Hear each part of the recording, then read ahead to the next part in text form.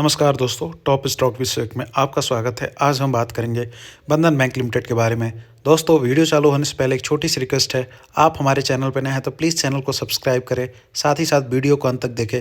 Because मेरे द्वारा बताई गई कोई भी जानकारी अगर आप पूरी अंत तक देखते हो तो ज़रूर आपका कुछ ना कुछ बेनिफिट होगा और आपका जो नॉलेज लेवल है वो ज़रूर इन्हेंस होगा। दोस्तों, जैसा आपकी पता है, मैं अपने हर एक वीडियो में कंपनी का फाइनेंशियल, टेक्निकल और बिजनेस तीनों एनालिसिस करके आप तक पहुंचाता हूं।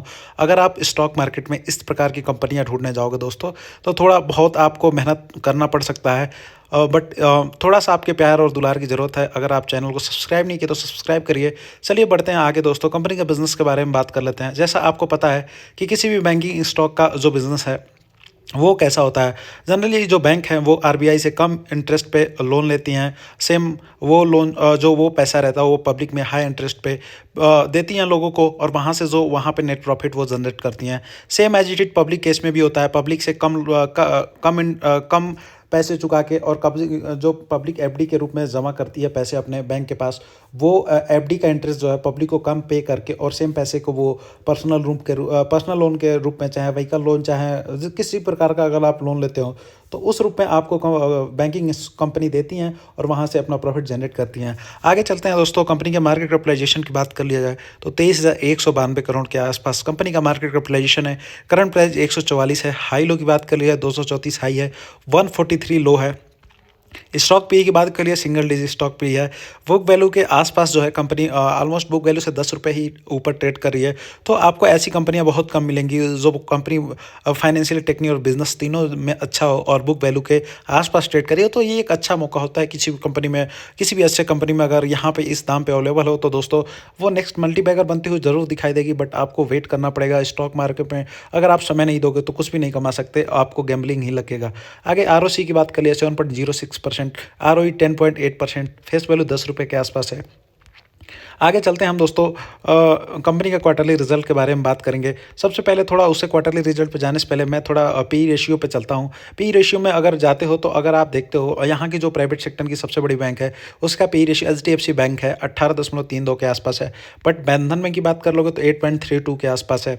और इस सेगमेंट की जितनी भी कंपनियाँ हैं, जितने भी प्राइवेट सेक्टर के बैंक हैं, उनका मेडन पी बात करते हो तो 11.03 है और कंपनी का जो पी है वो 8.32 के आसपास है। तो यहाँ से भी जो कंपनी है ओवर वैल्यूड नहीं है, ये हमको यहाँ से देख के लगता है। और कंपनी एक वैल्यूएशन में है और अंडर वैल्यूड भी है। आगे चलते हैं दोस्तों, क्वार्टरली रिजल्ट की बात कर लेते हो। सितंबर क्वार्टर में अगर रिजल्ट देखते हो तो 5,500 के आसपास कंपनी का नेट प्रॉफिट सेल्स रेवेन्यू दिखा रहा है यहाँ पे।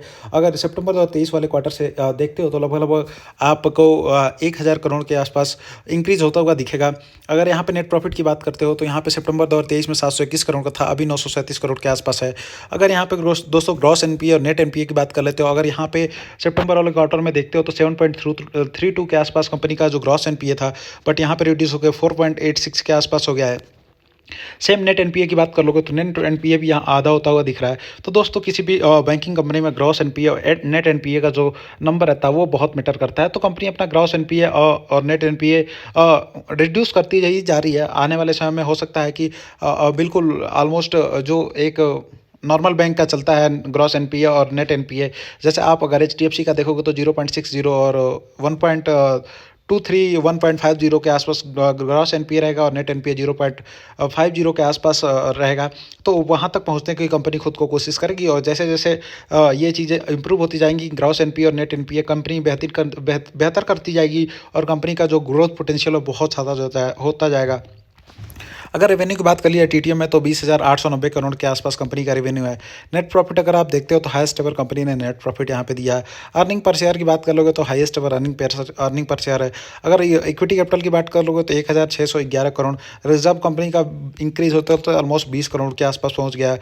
फिक्स असेट लगभग 960 करोड़ के आसपास है कंपनी का। अगर यहाँ पर प्रोमोटर्स होल्डिंग बात कर ली जाए तो 39.98% के आसपास प्रोमोटर्स की होल्डिंग है। FII 26.73 के आसपास है। FII ने अपना थोड़ा स्टेक रिड्यूस किया, बट उसको DIS ने यहाँ पे बाई करके जो बैलेंस बना दिया है। गवर्नमेंट की बात करेंगे 0.07% के आसपास गवर्नमेंट के आसपास है।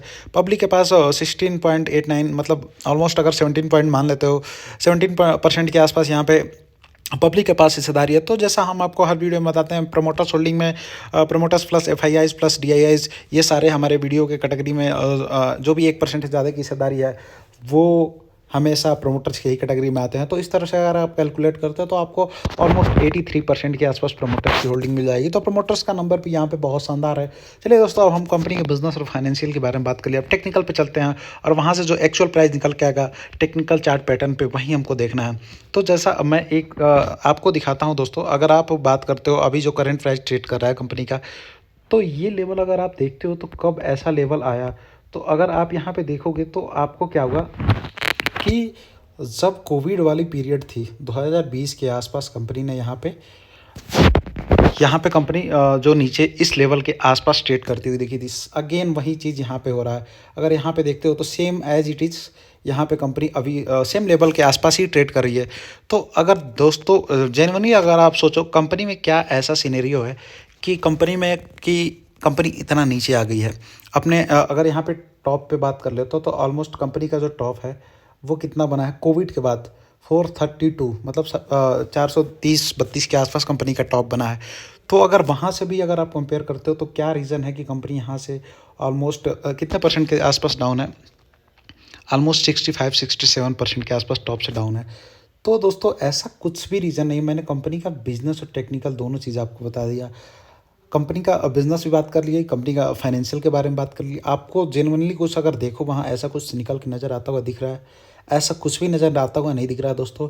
एक बार इस स्टॉक में जहाँ पूरे मार्केट में रैली चालू हुई, once the start will going up, definitely it will going to touch 400। और ये दोस्तों आने वाले आपको 1 साल 2 साल लग सकता है, बट डेफिनेटली टच करेगा ही। अगर आप यहाँ पे देखो कोविड वाले सेम लेवल पे आया, स्टॉक ने बाउंस बैक की, 400 के आसपास कंपनी यहाँ पे पहुँची। अगर यहाँ पे देखते हो तो एग्जैक्ट 400 के आसपास कंपनी गई, फिर वहाँ से नीचे आई, फिर बाउंस बैक की, फिर अगेन वो मूव करके ब्रेकआउट दिया, फिर कंपनी ऊपर की तरफ मूव करना चालू कर दी। बट फिर सेम लेवल पे अभी स्टॉक ट्रेड कर रहा है। दोस्तों अगर आप स्टॉक मार्केट में नए हो तो आपको क्या करना चाहिए, आपको हमेशा चीज़ों को सीख के ट्रेड करना चाहिए, ना कि किसी बताए हुए स्ट्रेटजी पे। मेरा किसी प्रकार का कोई रिकमेंडेशन नहीं रहता, मैं आपको वीडियो केवल सिखाने के पर्पज़ से बनाता रहूँ। मैं स्टॉक को लेके बुलिश हूँ और मेरा काम आपको सिखाना है। अगर यहाँ से ऊपर की तरफ अगर 400 का लेवल जाता है तो ऑलमोस्ट आपका पैसा, अगर यहाँ पे देखते हो तो 170, मतलब अगर मान लीजिए आपका पैसा यहाँ से अगर 400 के आसपास जाता है, अगर यहाँ पे लगाते हो 145 के आसपास, तो अब 400 के आसपास जाता है तो 1.75 टाइम्स आपका पैसा यहाँ से बढ़ता हुआ दिख सकता है दोस्तों। बट मेरा इसमें किसी प्रकार का कोई रिकमेंडेशन है नहीं, लेकिन अगर टेक्निकली देखोगे तो आपको 400 का लेवल बहुत जल्दी नज़र आता हुआ दिख सकता है। भले 1 साल 1.5 साल टाइम ले सकता है, but definitely it will going to touch 400।